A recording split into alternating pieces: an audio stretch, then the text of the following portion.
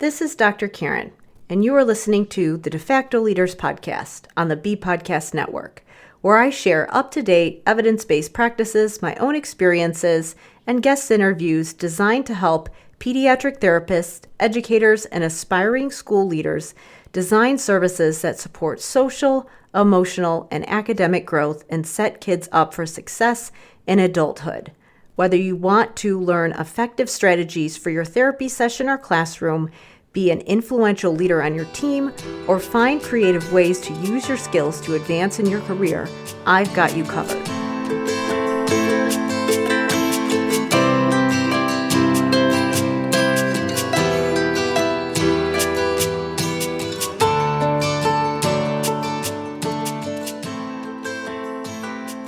Hey everybody, it's Dr. Karen, and welcome to episode 215 of the De Facto Leaders Podcast on the B Podcast Network. In this episode, I sit down with Eric Smith from GrowNOW ADHD to explore innovative approaches to social skills and executive functioning through the lens of a community-based program, Executive Functioning Summer Camp. Eric shares his insights on challenging existing service delivery models and discusses the importance of practical, real-world applications for clients. Eric is a speech-language pathologist, an ADHD executive functioning specialist, and the director of GrowNOW ADHD's Executive Functioning Summer Camp, with over 7 years of experience in the field. He has worked in a variety of settings, including private practice, early intervention, and schools. The key discussion points from this interview are: what are the benefits and limitations of a traditional therapy model, and how can we expand the way we do intervention to improve generalization? How the summer camp model facilitates real-world connections, answering the question of how much structure and support should adults be providing, and when does it make sense to use a lesson plan? Concepts like healthy risk and healthy discomfort, why it's crucial to incorporate diverse experiences to better prepare our clients for adult life and to help clinicians stay engaged in their work. And then we also talk about using the explicit instruction framework to mentor clinicians and coach parents. Before we get going, don't forget to check out the School Leader's Guide to Executive Functioning Support, a 7-day course to help school leaders launch their executive functioning implementation plan. With all of the things that are on your plate right now, if you are an educator, the last thing you need is another standalone curriculum to implement. But the great thing about executive functioning, as we discuss in this interview, is that you can layer it on to experiences that kids are already going through in their day-to-day lives, which, of course, if you're in a school, is very much focused on academic content. The great thing about executive functioning is that simple is better. Executive functioning support is a powerful universal design initiative that you can layer onto existing curriculum initiatives that you already have going. So you're not throwing something additional on the already full plates of educators. Instead, you're giving them something that's going to help them better implement what they're already doing and eventually take work off their plates because they'll have more tools in their toolbox for differentiating instruction and supporting students. To learn more about the School Leader's Guide to Executive Functioning Support, you can go to drkarendudek-brannan.com/school leaders. Now, please enjoy this conversation with Eric Smith.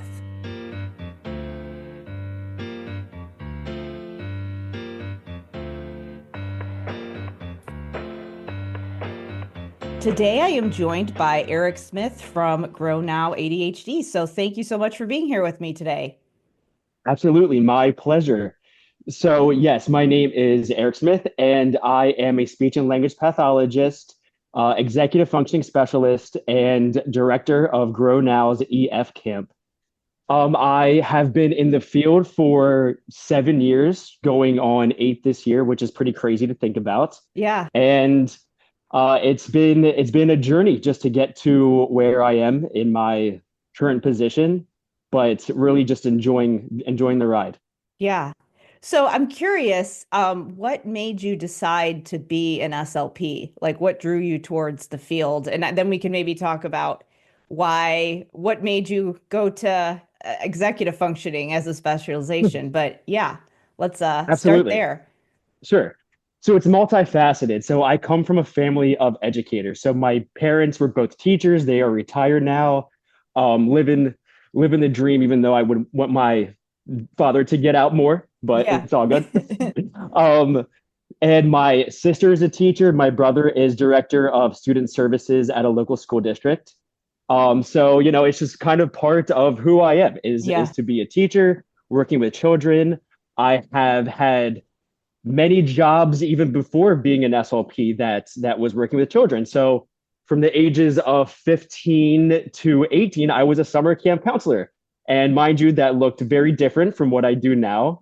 Oh, But okay. that was still a very good introductory of my journey with this. Yeah. Um, and past that, so I had brain surgery when I was 16 years old, in Johns Hopkins. So I had a cyst in the third ventricle right beneath the pineal gland.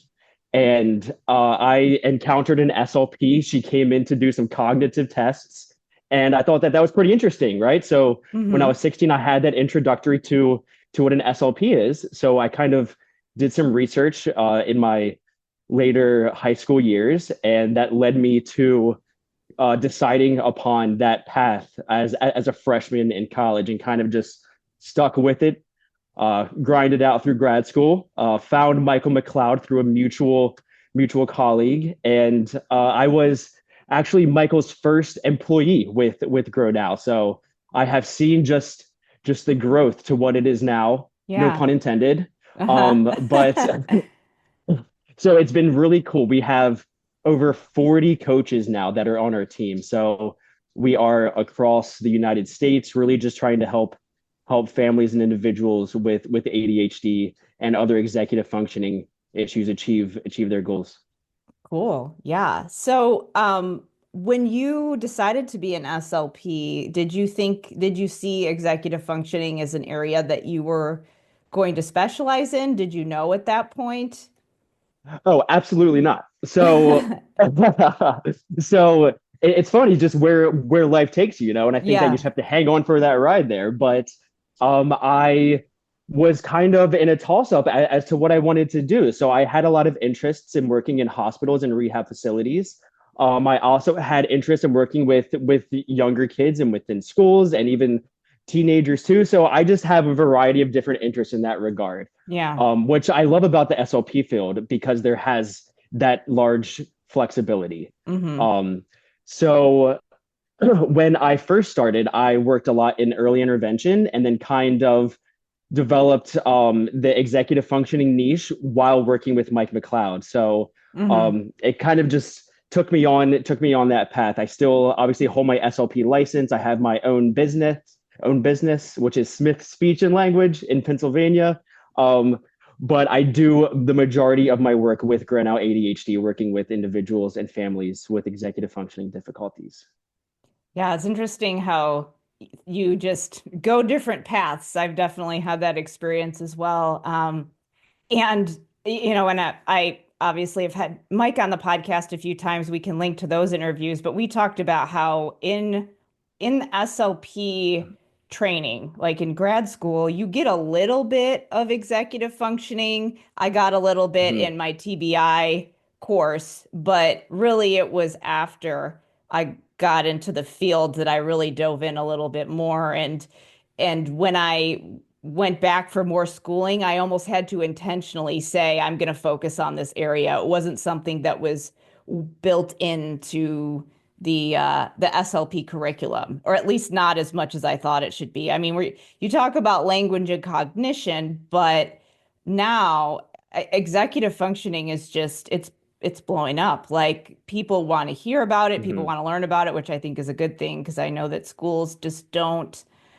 they don't really know how to handle it. I think that it's a lot of trying to kind of round peg, square hole kind of a thing. Wait, yeah, I said Yep. that saying right.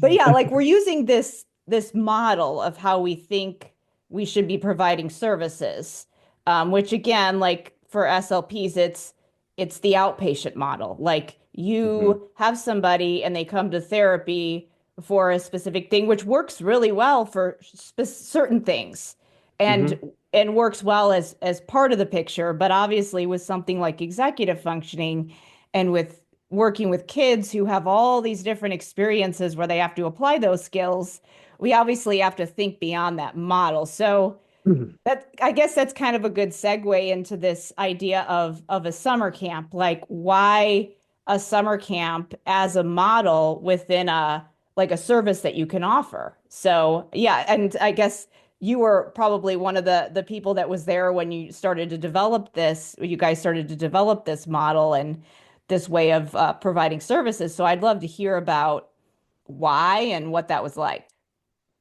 Absolutely. So I love how you bring up the point that executive functioning is very nuanced, right? So the best way that we can find those measures realistically is through our observation and with family and school observation and discussion across the team. So, Yeah. what are they doing independently across their social life, across their personal life?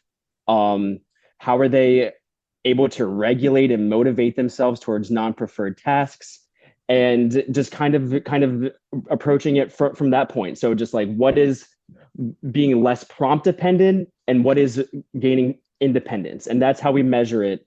And then we slowly pull back. That's our ultimate goal Hmm. within our model is to get our kids to a point where they are doing things on their own and they're carrying over these skills into the most natural environment. And I think that that is one of the biggest points of our summer camp is practicing these executive functioning skills within the most natural environment. Now, to go back to your previous question on how we got started, it was again multifaceted, but a lot of parent request was part of the measure. So Hmm. parents asking like, "Hey, like, do you have any programs over the summertime that we can go to?"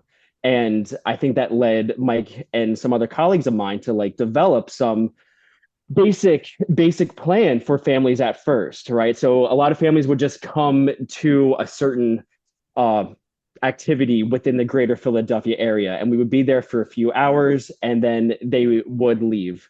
Um, and then after that, we're like, okay, like this is like the families really enjoy this, the kids really enjoy this, Hmm. and it was also new for us too. And I think that's a very important piece.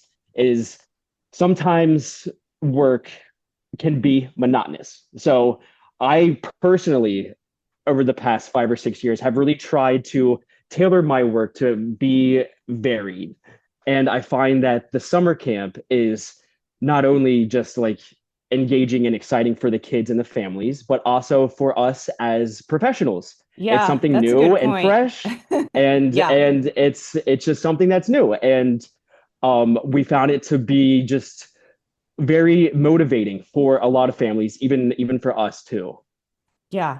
So that's interesting that you brought up the point of being monotonous for therapists because I really struggled with that when I was in the schools. And you never know how it is for the kids because Hmm. they might come to see you once, twice a week, and but you're doing this schedule every day, and maybe you've used the activity that you have with multiple kids because it's appropriate for, and sometimes I wonder if it feels more repetitive for us than it does for the kids. But I Yep. always, by October was just like itching for a change in routine after this therapy schedule that had really only been going on for, 6 weeks. So that's kind of an interesting point that it does break things up for the professionals as well. But going back to something that you said earlier, where you said you were setting it up and you were going to where the kids were. I think that's interesting because that's what a lot of the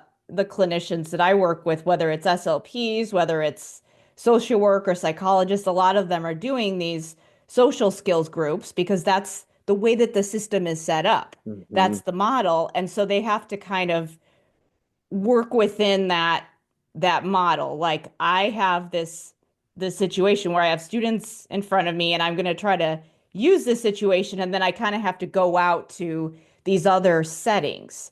But with the summer camp, Sure. that is the setting. Like that's the main thing that you set up. So I think that's interesting to you, like you've almost created this container where instead of having to create an additional situation for yourself and go out beyond your quote therapy, that is the therapy, or that is the intervention, or however you want to phrase it. So, um, I think another question that people might have is Mhm. what is different about this compared to other summer camps? Because parents do have a lot of options in the summer. They've got to figure out like what's my plan for my kids in the summer. So why do people come specifically to your camp? What's the reason that they come to you? Well, a lot of the even campers that we have this year have been previous campers in the past, Hmm. right? So they have found that to be valuable and rewarding. And I think that a lot of new families are kind of like what we're talking about, are looking for just like a fresh new experience that is not so therapized. Therapized, is that a word? I don't know, but people definitely use it. But I know But what you people mean, definitely where use it's it. it's it's like where kids can they've been trained to act in a way that it comes across really artificial and unnatural because they've been taught Right, rules and they might be able to explain what they should do, but they can't always do it right, when right. it's appropriate. Yes, That's my yes. understanding of what that term means. Gotcha. Okay. But So, what do you think, like, how do you define it? Like when you think about what it means? yeah, I've had several discussions with families because we do a lot of interviews before the child comes, or the camper comes to camp, Hmm. just so we can get a baseline of currently what they're doing, so we can provide just individual kind of scaffolding Yeah. for that particular camper. So, um, and a lot of them have had so many different experiences with different therapies Hmm. that don't seem to have been the most appropriate, particularly for the cohort and clientele that we work with. Yeah. So that's kind of what I mean. So just like it's almost seems to them as like punishment in terms of Yeah. behavior, right? Hmm. And we don't want that. We want to establish connection, because in order to really learn anything, that first needs to be there. So what makes us different, just going to that point, is that we are all professionals who specialize in ADHD. So we tailor our camp and are very proactive and intentional as to how we set it up. So it has evolved over the past half decade, where we have campers come in and we do small group lessons where we tailor it towards that individual day. So I know that you and Michael talked about this too. So like a lot of front loading and a lot of Hmm. dress rehearsal. Hmm. But I think even on top of that, we make it individualized for each camper too. So if there's like a role and responsibility, or if we know that something may be more difficult for them for that particular day, we might have a plan to best help them proactively. So an example would be, say we are going to a park and it's half a mile away and we know it's going to be 90 degrees out that day, right? Hmm. We're still going to go. It's Yeah. not going to be the most enjoyable walk, but we're still going to get there. So if we know that a camper has a hard time or just difficulty um, being within that environment with that physical activity, we Yeah. may just provide them with the end goal in mind, right? So it could just be like a picture of the park for him to keep on him. Just so like if he's complaining, if he just is just flat out refusing or saying no, we would just prompt him visually, gesturally, to look in his pocket and think about the park and the reward that's at the end. Because a lot of the students that we work with as well have some working memory difficulties. Hmm. And so I know that was a lot of information, but Yeah. just so we are professionals and are proactive as to how we set up our camp. So we do our small group lessons and then we go and do our activity. And each day we keep it varied. We really like to keep it physical, being outside, even when it's going to be hot.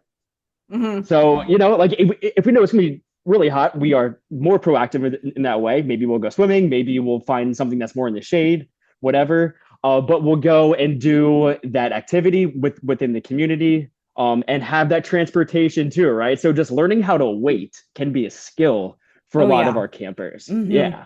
Right. So Wait there's without entertainment. That part is the important part.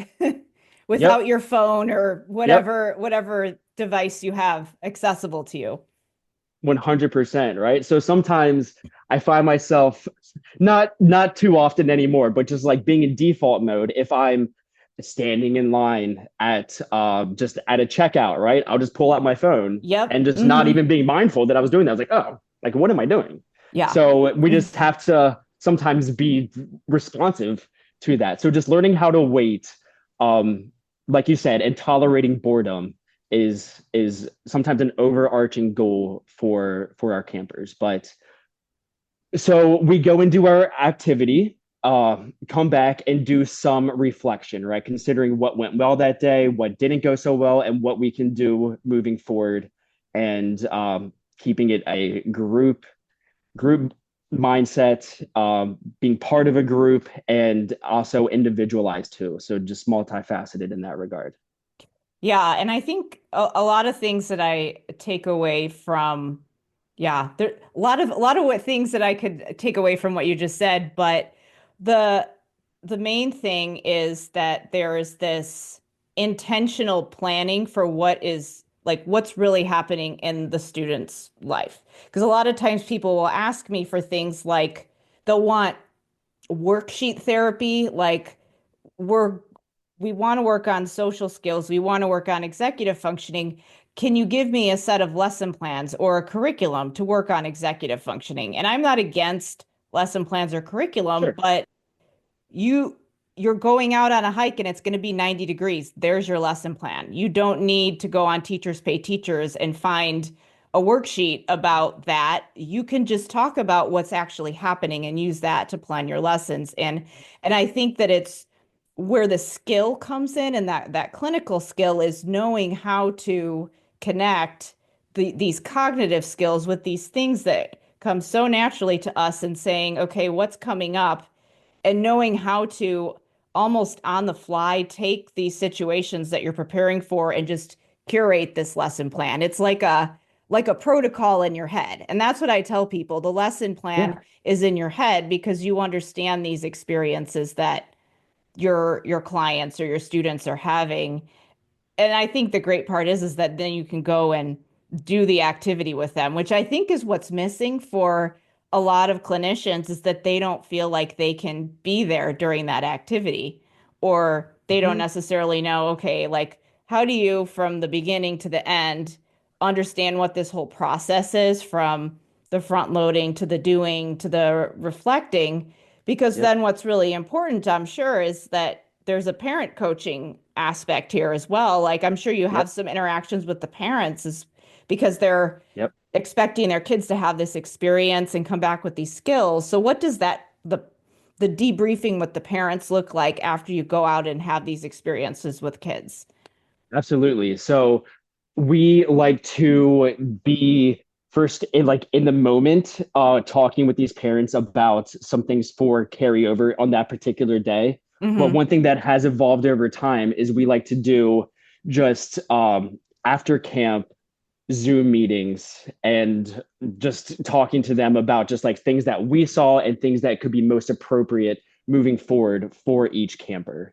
Um, so that has definitely evolved over time, and we really take priority now as to, yeah, camp is cool and camp is valuable for a lot of these campers, but we also want to make sure that they are generalizing these skills, because when it comes down to it, that's the bigger picture, that we want them Hmm. to be able to move out of camp and take this positive, um, feeling and put it towards the other parts of their life. Yeah. That's really our main goal.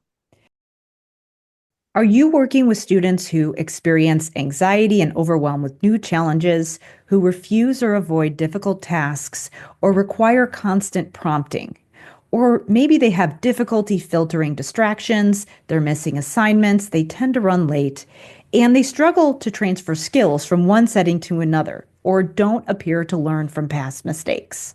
These behaviors are showing up more and more frequently in classrooms across schools and not just in special education. The truth is, we're seeing a surge of students in both general and special education who desperately need these foundational skills. With so many competing priorities and options for educators, it seems impossible for school leaders to know where to focus their attention. What if there was a way to transform multiple challenges with one powerful approach without overwhelming your already maxed out team? Turns out there is. Beneath many of these challenges often lies a powerful root cause: executive functioning. Executive functioning skills are the critical mental processes that work behind the scenes as your internal coach, acting like your brain's CEO. These powerful cognitive abilities help you manage frustrations, make decisions, follow through on plans, envision the future, and adapt when things don't go as expected. And let's be honest, teachers are drowning between curriculum requirements, testing pressures, behavior management, and the mountain of paperwork. They're stretched thinner than ever. The last thing they need is another standalone program to implement. That's why I've created the School Leader's Guide to Executive Functioning Support, a 7-day course to launching your team's executive functioning implementation plan. When you join, each day you'll get an email with a summary walking you through a foundational concept that will help you design an implementation plan for your team. We'll uncover executive functioning challenges, and I'll show you how to identify the telltale signs. We'll organize skills for intervention, and we'll wrap up with essential takeaways and a prompt to help you get started with your 90-day action plan, plus a curated list of resources to provide support and help you implement what you've learned. To learn more about the School Leader's Guide to Executive Functioning Support, go to drkarendudek-brannan.com/school leaders. I think something that is really important, like you said, that carryover. You know how sometimes you go on vacation and you unplug and it's great and you're like, "Oh, this is so great. Why don't I do it all the time?" And then as soon as you go back home to your regular environment, it's like the switch Yep. turns off, you go back to your normal routine. And for some of these kids, I imagine their routine might not be the most optimal. Obviously, they wouldn't be coming, and this is not saying nothing against parents, because parents have, Absolutely. like, they need the information and a lot of times they don't have it, or they're getting inaccurate information about how to set up scaffolding in their home environment. Like, I remember when I was in the schools, I would be talking with some of my students like, "Hey, what are you going to do this summer?" And I'm thinking, "Oh, I'm going to be, outside at the pool and stuff like that." And they're like, "Oh, I'm going to play on my PlayStation or whatever." I don't know. I'm not up to speed in what Mhm. video games are cool right now. But they were talking about video games and I was like, "You guys, it's summer. Why aren't you Yeah. outside?" So yeah, like I'd love to. Are those things, I imagine those things are Yeah. coming up for a lot of Oh yeah. your Oh campers. yeah. Absolutely. And that's a super good point. So just going back to like big picture. Yeah. So both, I'm sure that you've talked to Mike about just like how we deal with the use of screens with a Yeah. lot of our Yeah. And that's families. kind of where I was Okay. going with that Yes. as far as home Yes. environment. But Yes. So we are just really for just the big picture of screen-free summers. And how yeah. can we specifically do that? Well, we can have certain times of the day, like winter camp, where screen-free. Um, and I think that I don't know if you've read The Anxious Generation by Jonathan Haidt or The Yeah. Coddling of the American Mind. Yeah, I Okay. have. Yeah. Okay, great, great. So I think that the ideas of like tapping into discover mode, for these campers where they're open and curious about things. Mm-hmm. Um, and considering, like we really like the idea of just like anti-fragility. Like these kids have or they need stress and adversity to Mm-hmm. grow within their life. And even though camp is very preferred and valuable, sure, there are stressful moments within camp, and there has to be times of conflict resolution, right? So the only way to build these skills is to practice them, and allowing opportunities to practice them. So even just going back to the idea from Jonathan Haidt, so like expectant experiences, like kids need or are ready for certain experiences given their developmental age, whether it be unstructured play, Mm-hmm. whether it be face-to-face interaction, and just going back to like conflict resolution. So I think that camp allows these specific moments with like a secure base and Mm-hmm. with an idea of how they can approach it from our lessons prior to what we do that day. Mm-hmm. Yeah, it's kind of interesting. I think what is challenging is that there's this balance, right? Because you don't want complete chaos. I mean, you want Yep. scaffolding, but you don't want too much rigidity because then that's where you get prompt dependence and you don't allow kids to take a healthy amount of risk, which Yes. I know there are many, Yep. many different opinions about what a healthy amount of risk is, um, but yeah, like I think you get into a situation where if you've never had to problem solve or independently think through something and then all of a sudden you have to, then I mean then you're not prepared for it. And I think another thing is that there's the idea of what is uncomfortable or painful, like that has gotten a little bit skewed. I mean, and I don't know about you, but when I think back on experiences that I really remember or that I want to go back to, and maybe this is just a me thing, but like if it was a little bit scary or a little bit painful, I'm like, that was awesome. We need to do that again. Like, and that's maybe just my preference because we like to do hikes and, those kinds of things. But I almost want it to be a little bit hard and painful, Yeah. like that's Yeah. it's fun if there's this element of risk and not knowing what's going to happen and a little bit of, unpredictable Yeah. things are a little bit unpredictable. So yeah, and I think that Hmm. just if you always if you're always comfortable, it does get kind of boring. And I think that that can lead people to feel kind of depressed, even Sure. without, and then they kind of get into this situation where they're doing things over and over again that are actually making them feel worse. So that's probably a Yeah. very ADHD type pattern, but It's true. Yeah, yeah, no, that's a very, very good point.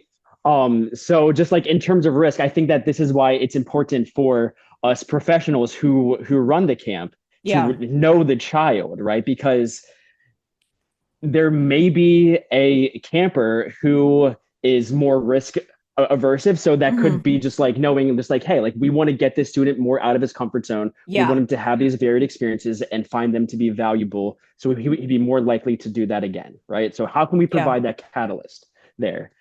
But then we might have another camper who is a risk taker, and it's finding the balance between just like, hey, we yeah, need to take a step back before we decide to do something, right? So, like, how can we do that? Well, first, it may be important to have a conversation with our brain and consider option A and option B and what would be the best thing to happen for you and for the group. So, I think that's where it's important to be very informative about the clientele that you have going in I think for that's a camp. good point because what's a healthy risk for one person might not be a healthy risk for another person. Or again, like what's a the one person's comfort zone is not another person's comfort zone. And one thing that might be business as usual for person A could be a big deal for person B. And I think you should celebrate that when it happens, especially when you have kids who I know there's all kinds of things with, food and people who have different sensory issues and again, it depends what as I'm thinking about I've got a colleague who does similar to summer camp, but he does multi-day excursions for kids. And I'm thinking like for Cool. one kid, going on a hike for a mile in the woods is probably a huge deal. But then you have Hmm. another kid who could probably do like a, you know, 60-mile section hike or something, and that's his comfort zone. So it's Yep. so varied based on who the person is. And Yep. so it's like getting to that next level. So that's why I think that sometimes these pre-made lesson plans or rules they can be problematic because it doesn't take where the person is into account. Sure. Yeah, that's a very good point. Um, So we do some just like more structure, Yeah, like with the lesson plans, right? But it's not necessarily all adult directed, right? So we may right. do just an example, like a group mental movie of what the day is going to look like. Yeah, And I like doing that because we can almost see how people have different perspective and can kind of teach from that point. yeah, So, say that a camper might have done something before. He obviously has a clearer idea of what the day is going to look like versus another camper, right? If he sits back and considers, like I'm gonna go in the van, we're gonna hop out, we're gonna go and do the escape room, we're gonna work together as a team to try to escape the room, and we'll get a sticker at the end, right? So if he's never done that before, he's not gonna have that idea. But hmm, also having another camper there who has done this before can be a good model for another camper.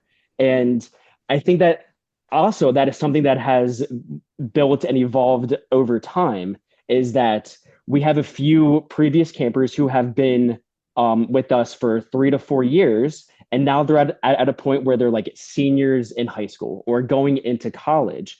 And we are kind of taking them under our wing where we are providing them opportunities to be like a camp volunteer and give them rules and responsibilities of things that they have learned and gained from the past to help the younger students too. So that I do think that's one thing that with our camp that is going to be like a really cool thing for these teenagers who might have difficulty sometimes holding and keeping a job, but to just have that intention and purpose hmm. during the summertime too.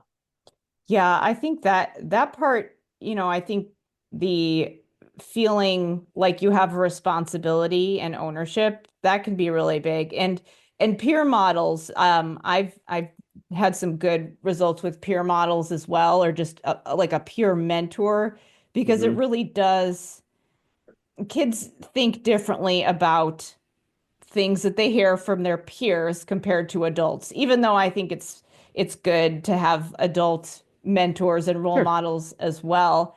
And going back to what you said about how we do sometimes need lesson plans, and I think that's a good point to take away. I know that sometimes people are so focused on the lesson plans that I'm like, forget about the Yeah. lesson plans, but they still can be useful. I think the Sure. takeaway is that it doesn't have to be, you don't have to overcomplicate it. Yeah. And it can Yeah. be guided by what are the experiences that are coming up in students' lives rather than a curriculum that's then the other way around. Like the life shouldn't be dictated by the curriculum when it comes to social skills. It should be the the activities that you're doing when you have these interactions with students in a more structured situation. Mm-hmm. Their lives should be dictating what happens, like the experiences that you're planning for them. And obviously, I know that if you have a summer camp, you are the ones that are curating the experiences, but I'm sure that they're Yeah.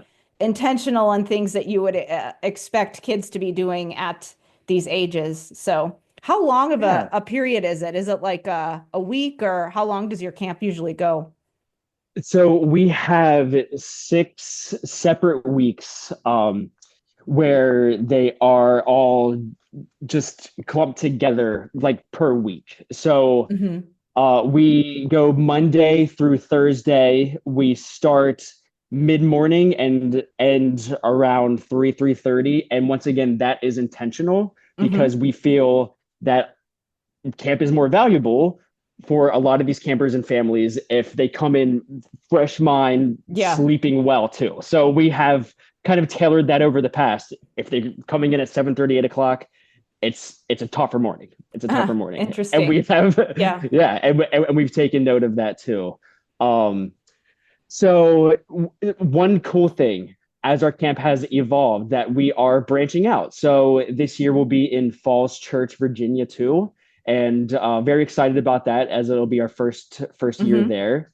So it's just really cool for us professionals too, because kind of like what we're talking about, it's fresh and it's new and not monotonous as well, which is a personal thing for Yeah. me too. I need to do different things, and I've gained that understanding over time. Yeah, I am the same way. I definitely get bored Cool. easily. So that's why I like to have my hands in different things Yeah. and move on to different things at different stages of my career. So are Yep. you so you've decided to scale this and have it be in another town. So do you have what was it like when because part of understanding what your process is being able to do it with your students and do it over and over again and do it with fidelity. Mhm. But then part of it is, I'm sure, well, how do you have somebody else who is going to be running this summer camp or having these interactions with kids and being able to Mhm. define it enough that you could coach another Mhm. clinician to be able to do this while you're away or in a different area. So Yep. what was that like? And I mean, I'm curious what that process looked like for you guys. Yeah. So this will be the first year that we are expanding. So, like for example, for the past 4 or 5 years, it was my colleagues Mike and my other colleague Mark who would be with the camp. Hmm. And kind of this year, we are going to like I will be in Falls Church those 2 weeks. So we have a few other coaches who work with Grow Now, who are very familiar with our model and just have a great understanding of ADHD, do this day by day for the past 2 to 3 years, right? So my plan is to have them be just more assistant counselors for the first 2 or 3 weeks. And then Hmm. when I leave, they'll have support through other coaches. I won't just leave them up to dry because that's not fair. Hmm. But just learning hands on for the first 2 to 3 weeks. So when I go away, they feel comfortable to be able to take over. Yeah. And I think that it's important to be able, like when you're teaching, you need to first have somebody observe, right, Hmm. and kind of have them slowly take on more rules. So it's a gradual process. Is my biggest point. Hmm. We wouldn't ever want to scale this too fast Yeah. because that's not talk about fidelity. It's just not fair to the coach, to the counselor. It's also not fair to the families. Yeah. So we would just want this as we are to scale to be just high quality Yeah. too. Yep. Are you familiar with the explicit instruction framework, Archer and Hughes? The I do, we do, I you do.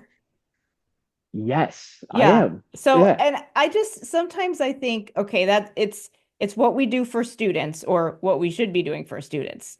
Maybe not Yep. always done for students, but kind of like what you did with um your campers who are now volunteers, where they've watched you do it. They Yep. probably started to be volunteers and did it collaboratively with you, and I'm sure that you scale back the amount of assistance you give them in their volunteering activities as they've gotten more comfortable. And then we do the same thing for the adults. And sometimes when I Yeah. see the way that professional development is set up, honestly, as a person who provides professional development, it can be challenging to use the right model. But really, the best thing is that they watch you do it, then you Yep. do it together, and then you kind of fade yourself out, and it's the you do where you're there and you can watch them do it, and then Yep. eventually they're independent. And I Yep. just I don't always see that happening with the clinicians who are Mhm. expected to do certain models, like out in the schools, for example. We just kind of it's like, here's this program, Yep. go implement it. And I think the I nice know. thing about having some ownership in how a program is set up is that you have the ability to provide that mentoring when you bring new staff Yep. on. Absolutely. Absolutely. And to go to that point, I was lucky enough. I know that I talked about how I was the first employee with Mike, but I was lucky enough to have that Mike as my mentor for a Hmm. period of time, right? So I learned through observation and through training with him. And then he would take a step back and then I would come in. And then we got to a point Hmm. where, I was also in my CF, just pretty gullible Pretty level green at that yeah, point. Yeah. pretty green at that point. Yeah. Um, but yeah, just got to a point where I became independent, working and training families, and I love it. I think that it is very rewarding, and it's also just very hands-on. So that's just one thing that I have come to really enjoy about this job, particularly. And that was through Mike's training, because like what you said, I do, we do, you do. I think Hmm. that's the best way to describe it. Hmm. Yep. Yeah, it's interesting how I think just the nature of clinical work, SLP specifically, obviously, is, what we're talking about in this context, but lots of I can definitely relate to the wanting to do lots of different things and wanting to Yeah. explore and have a lot of variety in the type of work that you do. So, Yeah, great. Yeah, no, I mean I pretty much always been that way too. yeah. But yeah, no. So with summer camp, we're just really just trying to bridge the gap for a lot of these students and for a lot Yeah. of these coaches too, and just to provide opportunities for them too, because I would love to get to a point where we have a various amount of coaches who are motivated to do something fresh and something new, Hmm. and just enjoy just the experience of camp in general. Because when it comes Hmm. down to it, like it is a summer camp. It's meant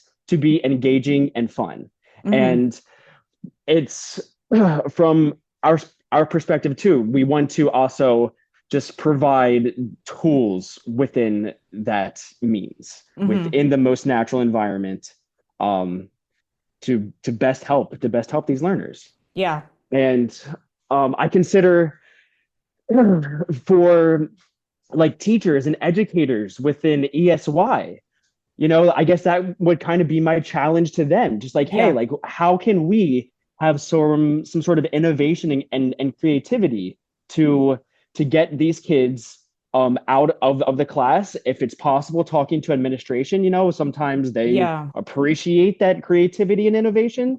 So just saying, like, is it possible to go on, if you're close to any restaurants or parks, is it possible to go down there? You can even just go out to the recess yard and do something fun and engaging there. But just to build just a model of different things that are within your repertoire, particularly over the summertime. I feel like that's just a good time to do it. Yeah. Yeah, absolutely. I know that sometimes ESY programs are set up to mostly focus on academics, but there are a couple of there's some that are all academic in my community, and then there's a couple that are more community based, which is good for this. I mean, honestly, I think that a hybrid setup would be ideal for the Mm, majority of the students hmm. who get ESY, but ESY is that could be a whole other podcast because interpreting who qualifies for ESY is Yeah. definitely a complicated conversation. I've been in the middle of that many times, but I think the good thing is that there's a lot of students who do not meet the school eligibility criteria for ESY, but will still really struggle if they don't have some kind of enriching program in the summer. So there's a need for Mhm. programs that provide this, high quality clinical support in a way that is community based. So I don't think Yeah, the need for that is going away anytime soon. right, right. Yeah, Yeah. definitely agreed. Yeah. So, where can people go to learn more about you, learn more about the Grow Now ADHD summer camps, or yeah, Mhm. anything else you would like to share before we wrap up? Sure. So you can find all of our information for the summer camp on GrowNowADHD.com. It is, if you scroll, it's just one of the markers there, and you click on it, and you can see all the information. And you can also specifically reach out to me at Eric@GrowNowADHD.com. And follow my colleague and partner Michael McLeod on Instagram and Facebook at just GrowNowADHD.com. I personally do not have any social media, and I've kind of gotten to the point where I'm cool with it, and Yeah, I it's I understand that very yeah, much. sure. I mean, I Yeah. can definitely understand obviously what you do and what my colleague Mike does is positive and very important because you're bringing communities together, and it's learning based, and I love that. I think that is important. So if I were to get social media, it would be along those uh basis, but Yeah. just for now it's just not in my not in my vocabulary. Yeah, I But understand that. yeah, Well, thank you so much so for being here today, and we'll link to all those things. absolutely, pleasure being here. Thank you so much for having me.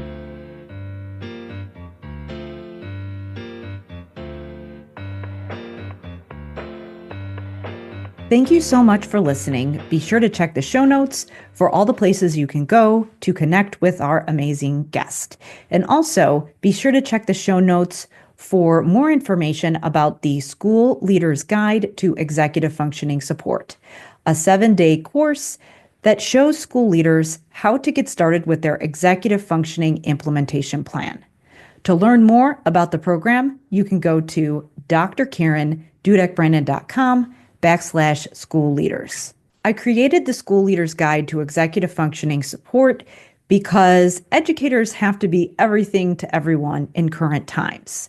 There always seems to be a new initiative, and it can be really difficult for teams to implement yet another standalone program.